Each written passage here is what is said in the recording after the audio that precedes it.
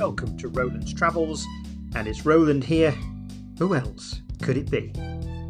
The story of the Derbyshire village of Eyam during the Great Plague of 1665-1666 has always fascinated me. I am therefore delighted that my guest on the podcast is the curator of Eyam Museum, Owen Roberts. Owen is going to tell us about the excellent Eyam Museum and how it tells the story of the plague, and indeed much more. Stay tuned, don't go away. So I'm very pleased to welcome Owen to the podcast today. Hello Owen, how are you doing? I'm very well, thank you. Hello Roland. Brilliant. Well, I'm pleased you've given up some time to talk to us today. A few questions we've got for you, Owen. So if we could just start off, really, it's always nice for our listeners to know a little bit about those people I'm interviewing. So can you tell me a little bit about your background and how you came to be the curator of Eyam Museum? Yeah, of course. Yeah, I started at the museum in February 2020, so about 2.5 years ago. Just before lockdown was announced, but we'll probably come back to that. So I'd previously worked for the Methodist Church of Great Britain as their National Heritage Officer. And prior to that, I'd worked at the Heritage Lottery Fund, as it was then. So I've sort of worked in heritage for a number of years, but in different sorts of roles. My role at the Methodist Church involved working with Methodist museums and also being the advocate within the Methodist Church for heritage, essentially.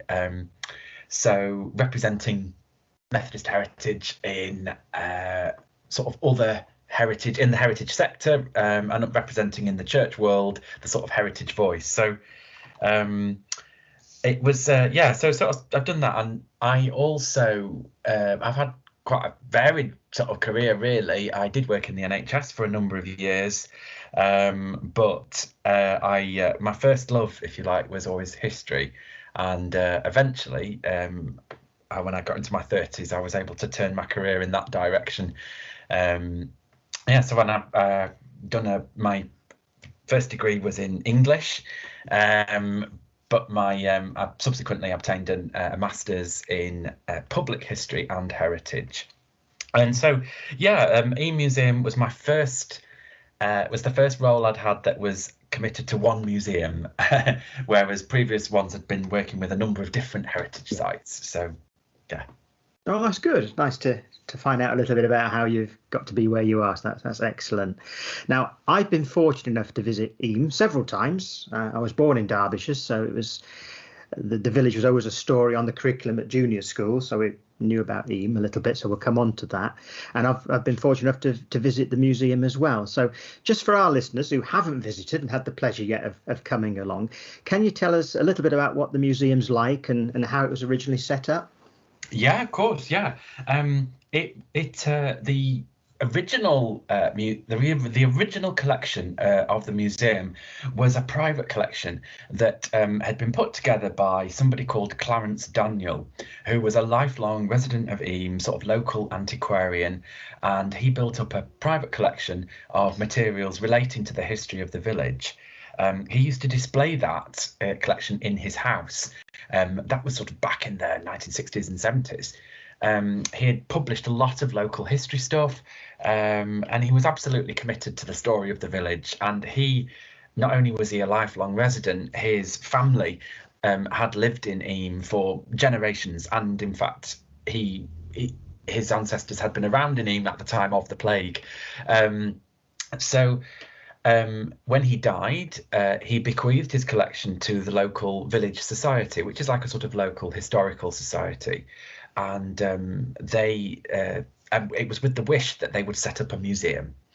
And so the village society did that, and they created a new charity called Eyam Museum, and started to look for premises for this collection. And eventually, in the early 1990s, they were able to obtain the former Methodist chapel in the village, which is where we are now. And for a number of years, the congregation continued to use part of the building, but eventually the church closed and the museum took over the whole space. So it's a fairly typical looking sort of nonconformist chapel from the early 1900s. It was built in about 1906. There are 2 floors that were put in when it was converted into a museum, showing displays relating to different aspects of the story.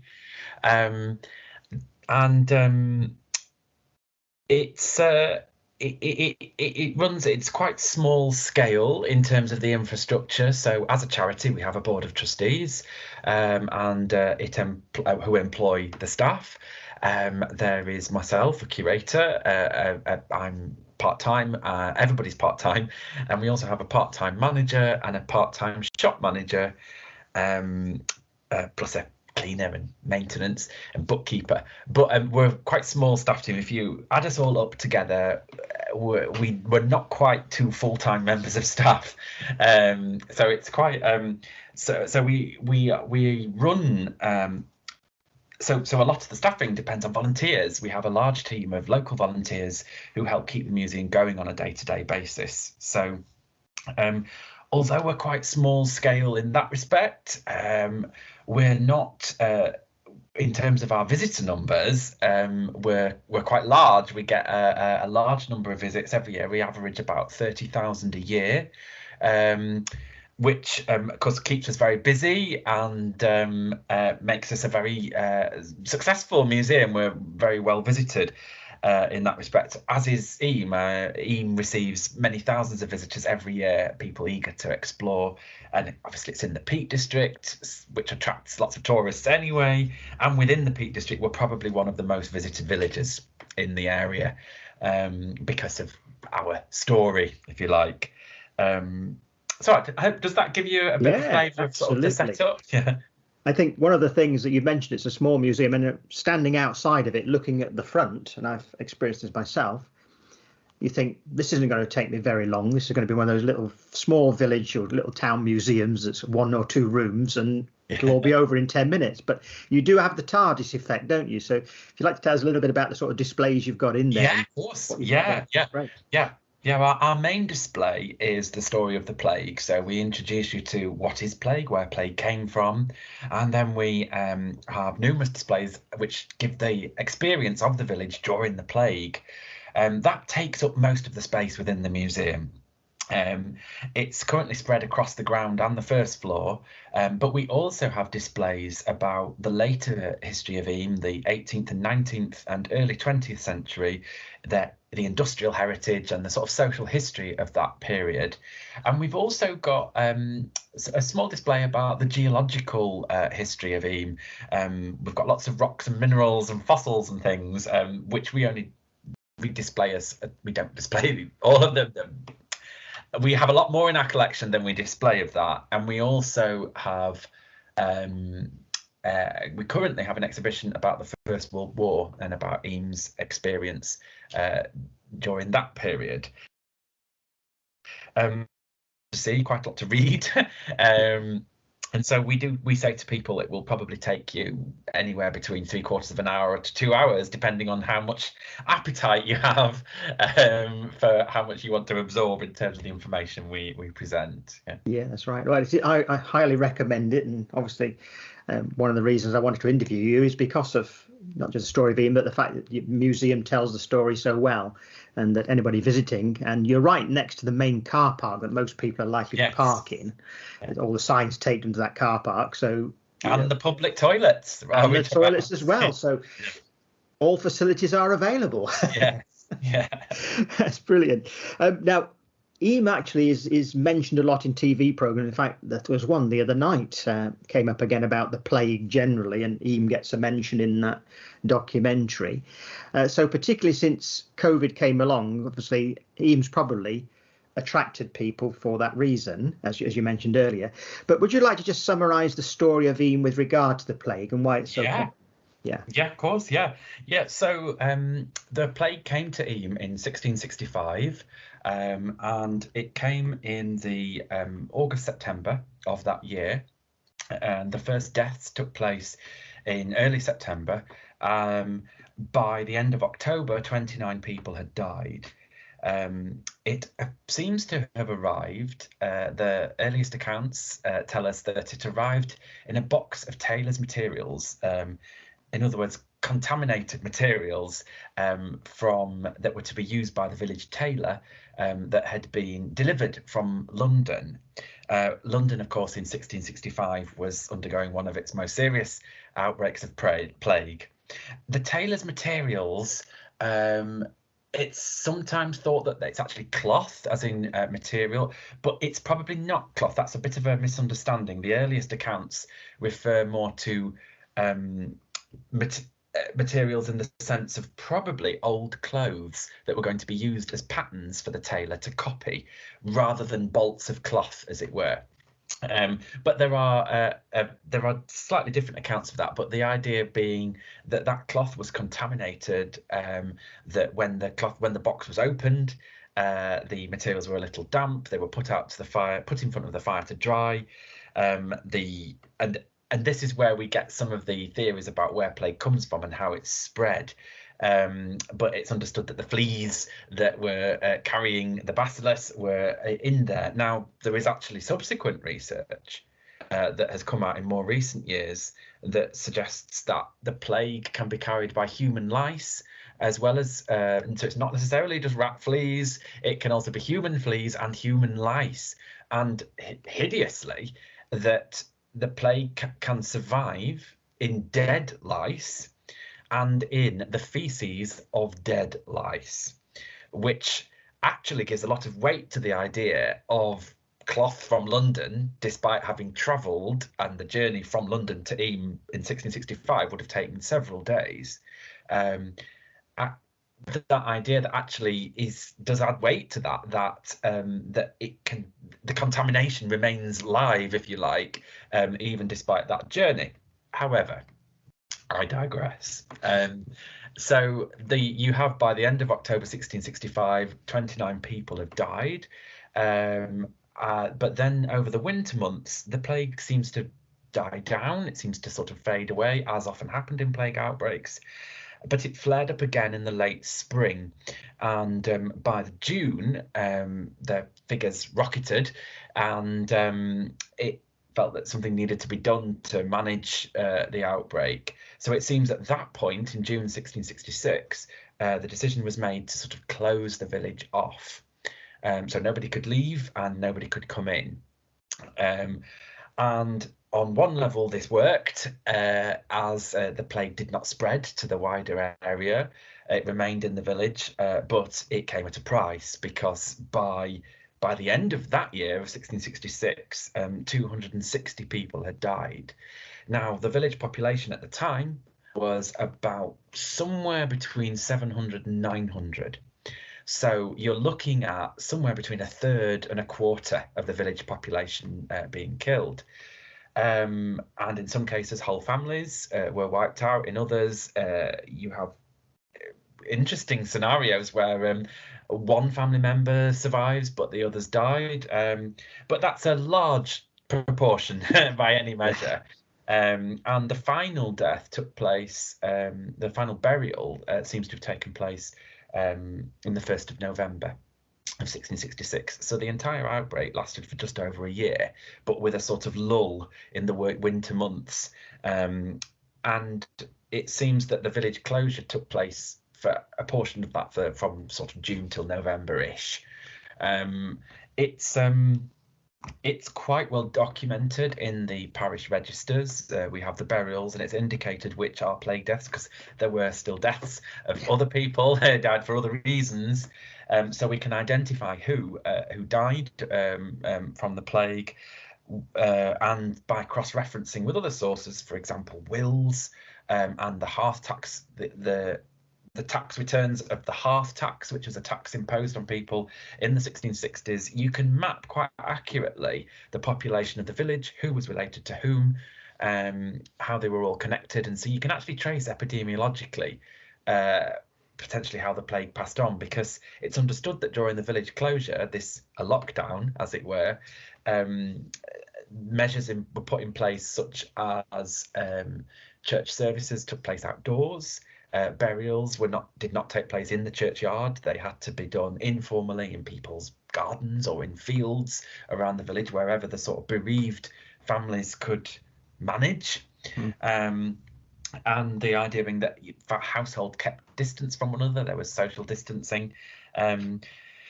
It's some of the detail of what happened in Eyam comes from I'm sorry, I've just realised I'm getting into a whole other area there, but that's in a nutshell. So basically, the plague came, lots of people died. Yeah. In a nutshell, yeah. That's it. Yeah. The story is an excellent one, and no doubt with all the material you've got in the museum there, it could keep you going for many years, researching it and looking up everybody and what they did and what they didn't do and so forth. So it is fascinating around that. I suppose also some folklore has popped up along the way. And yes, well, that's it. Yeah, because the earliest accounts we have of the Eyam plague are actually a good 40 years after. In terms of sort of primary sources from the time of the plague, all we have are the burial records, the parish register, the wills, as I mentioned, of people who died, a few letters that were sent by the rector, William Mompesson, who appears to have taken a lead role in managing the village quarantine, but the sources from that period, are quite limited. The first accounts appear in the early 1700s, so we're talking, like I say, a good 40 years afterwards. There are two main accounts from that period.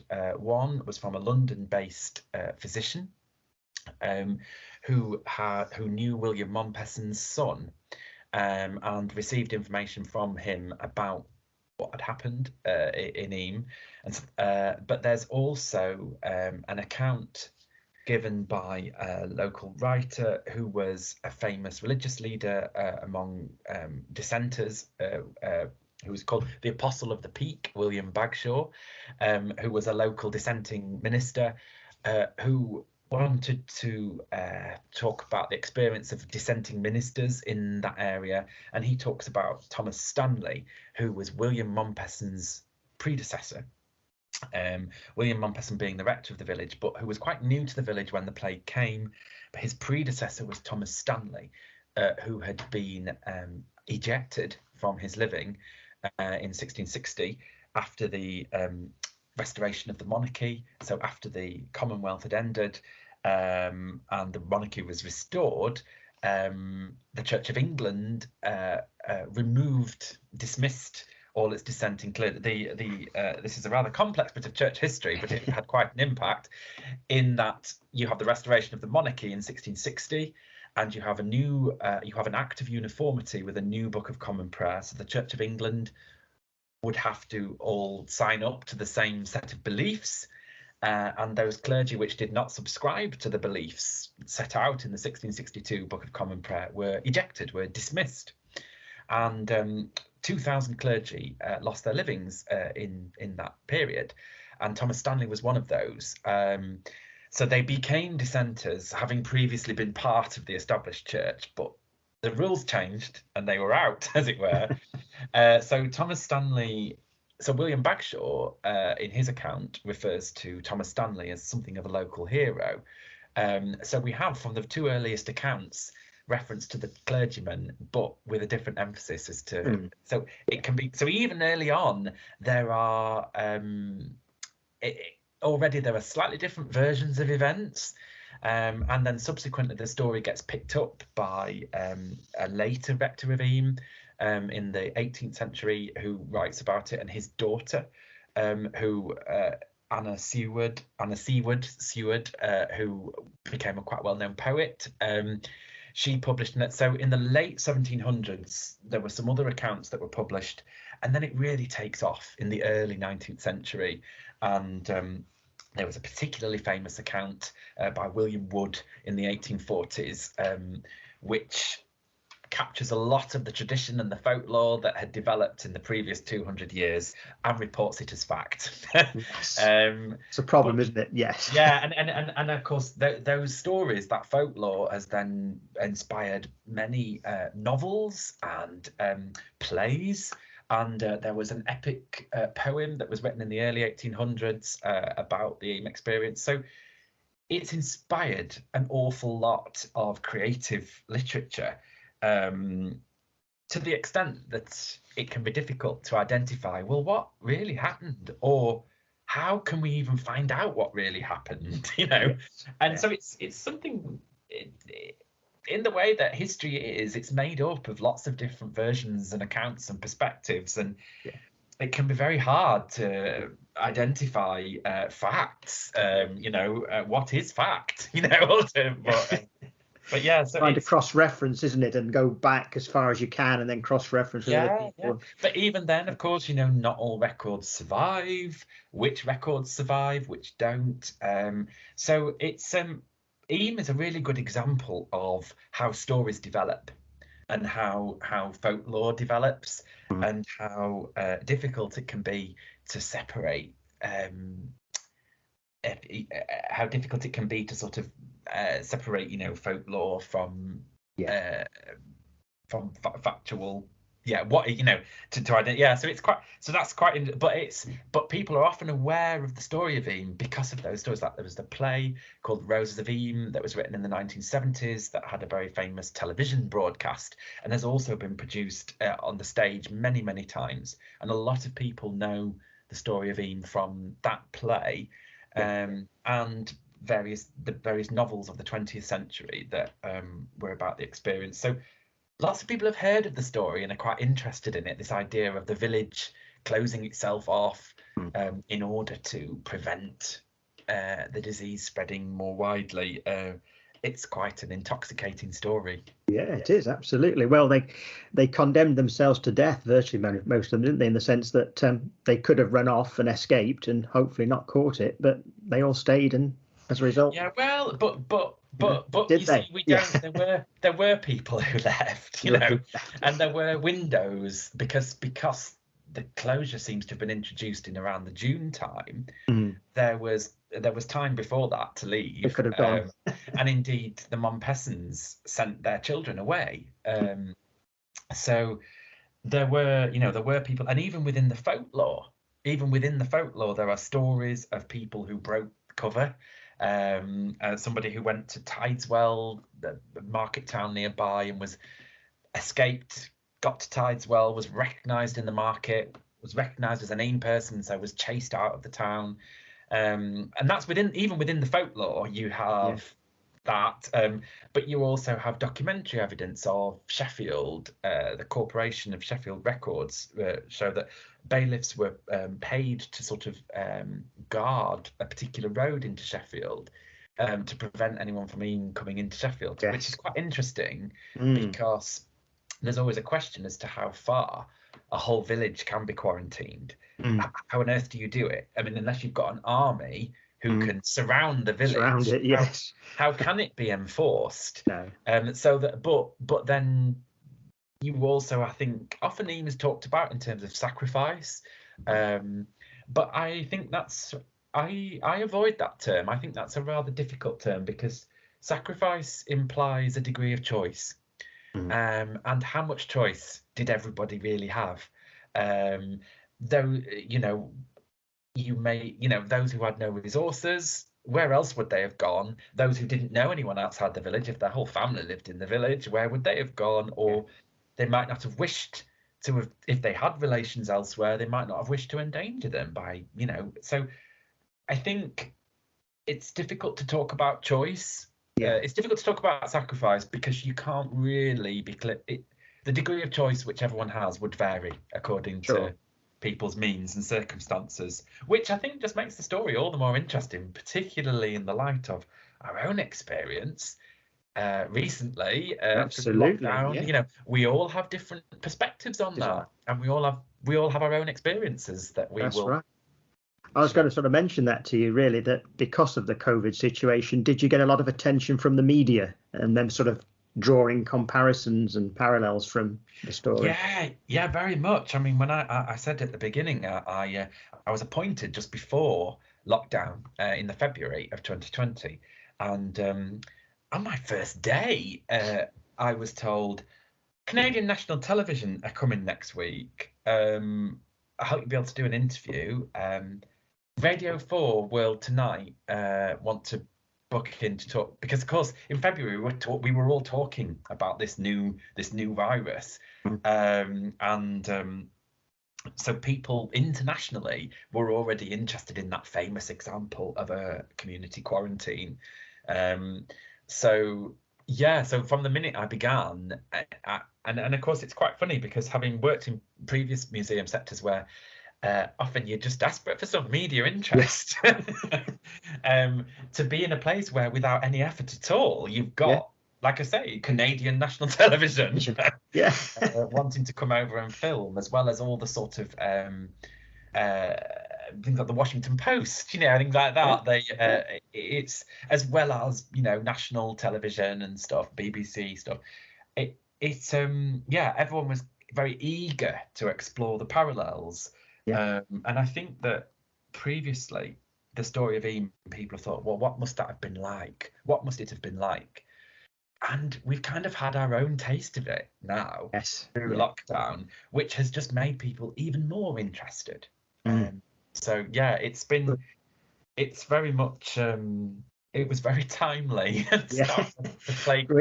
Great publicity. But rather, if were it not such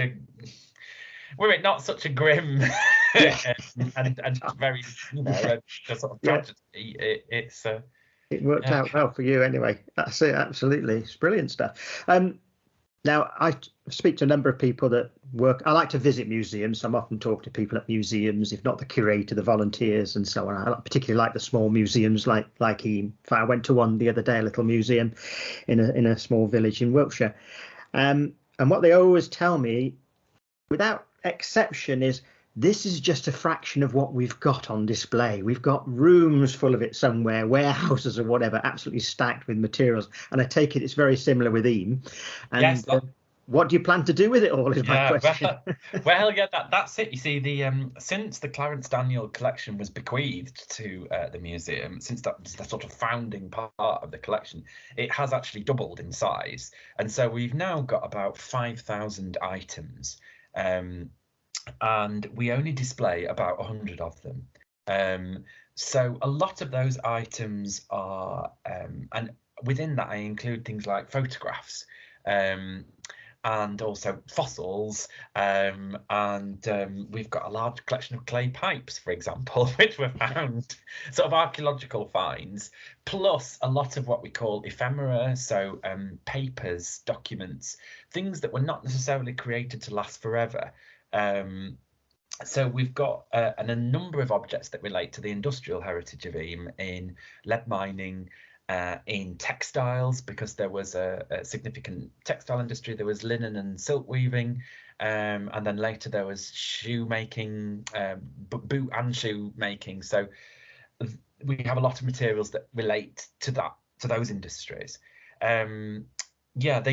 In terms of the plague, although the plague is our main story and the main reason that people visit, that's actually the part of our collection that we have the smallest number of objects that relate to it.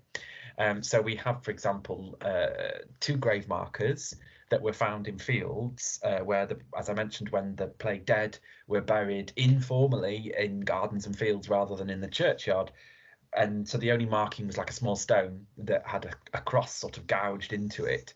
So we've got 2 of those, and we also have a gravestone that does have a name, which contains a mistake in terms of the date. It doesn't match the date in the parish register, which is possibly how it came to end up being part of the floor of the post office where it was found in the 1960s. So we have that. We also have an oak settle, like a big high-backed bench that is carved with the names of William and Catherine Mompesson, and that's dated, the rector and his wife, that's dated 1664. We have a letter.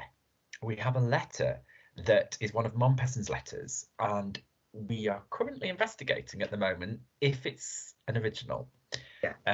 It's a letter that everybody knows about, but people are not sure where the original copy is, and we think we might have it. So we're currently doing some investigation to that, which is really quite exciting, because we do have such few objects from the time of the plague itself. But you asked me what we're planning to do. Well, we're planning to display the letter at one point, and we also want to display the settle in a different way. At the moment, we would like to. We've done research with the University of Lincoln, from their conservation school. We have so we've got some research that we want to share about that, and at the moment our displays are split across ground floor and first floor, but we're going to move things around over the winter and put all the plague story on one level. And we want to introduce some more interactive elements, because at the moment it is quite a lot of reading, and we want to do some more tactile things. That stuff around the box of the tailor's materials that I mentioned. We want to sort of create a sort of dressing up area for children. So we want to sort of do that, and we're going to be doing that over the winter period while we close to the public, and we also want to create a temporary exhibition space, because at the moment we don't really have that, and our temporary exhibition area will be where we can put on a new display every year, so we can share a different part of our collection, so we can do more with other stories. For example, stuff about there was a famous, it's not that famous, but we'll make it more famous. There was a strike that the boot and shoemakers all went on about 100 years ago, and it lasted for 2 years. So it was the longest running strike in the footwear industry ever, and it happened in Eyam, which is and that's a very powerful story, which we would like to display more, but that's just one example. We've got other things in the collection that we want to show. We've got some really quite interesting objects that nobody's ever seen before. We've got things that relate to the carol singing tradition in Derbyshire. So we've got a beautiful old carol book, handwritten book of carols that's easily 200, if not 220 years old. Which we'd like to do more with, because we've got other things relating to music making in the village. So we've got lots of local stories that we want to share, but we need the temporary exhibition space to do that, so that we can, like I say, each year show a new thing, and also history doesn't stop, and the story of Eyam doesn't stop, and so we want to be capturing what's happening in Eyam now, so that we can share that and capture that experience for the future. So working with people in the village to what stories do you want to be shared and to be passed on, because that is the role of the museum, to capture everybody's stories and to share them, and not just the ones that happened hundreds of years ago. Yeah, brilliant. And thankfully people have kept records, and somehow they've survived, which is great for you to be able to find these things, isn't it? These books, yes, and what have you. In modern world, that's 10 years old now, it goes in the tip, but yeah and of course, and it's different now, of course, because we have so much digital material, and in terms of photographs and stuff, like I say, we've got loads of old photos in the museum collection, but of course now photos, people aren't printing photos as much as they used to. So that's when museums are having to adapt new ways of capturing what's called born digital material.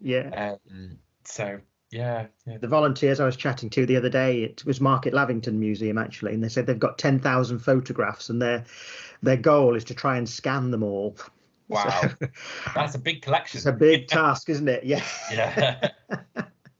But it would at least mean that people could they could index them, and people could find them by year and things like that online, or whatever they'd like to do. But it is a big task when you think about that sort of quantity. You've probably got thousands as well to get through if you're going to do it, Well, I mean, that's been absolutely amazing to talk to you today. I want to thank you very much. Obviously, you just mentioned that the museum is closed for the winter time. When do you normally sort of open, in the spring or whenever it is for people to come and visit? We'll open. We're still open now in November, but at weekends only. And we will reopen in February for half term. So sort of, but we update our opening times on our website and through our social media. So you can follow us on eyammuseum.org is our website, or Facebook we're at Eyam Village Museum, Twitter we're at Eyam Museum, and so we keep our opening times up to date there. But yeah, we'll be open again for February half term. Brilliant. Now, just to mention to our listeners, if you've not twigged this yet, but Eyam is spelled E-Y-A-M. That's right. Yeah, it's one. Just syllable. To confuse everybody. Yeah. Yeah. People are often not sure how to pronounce it, and often want to make it 2 syllables, but it's actually 1 syllable. Yeah. That's just Eyam to rhyme with team. So Team and Eyam, that's it. Yeah. Well, thank you, Team Eyam. For coming on the podcast, and we'll pop some links in all the descriptions for the museum and Twitter and all that kind of thing for you, so that people can keep in touch and follow the story, and obviously hopefully one day make the journey to Eyam and come and visit the museum. Yeah, please. Thank you, Owen. Great. Yeah.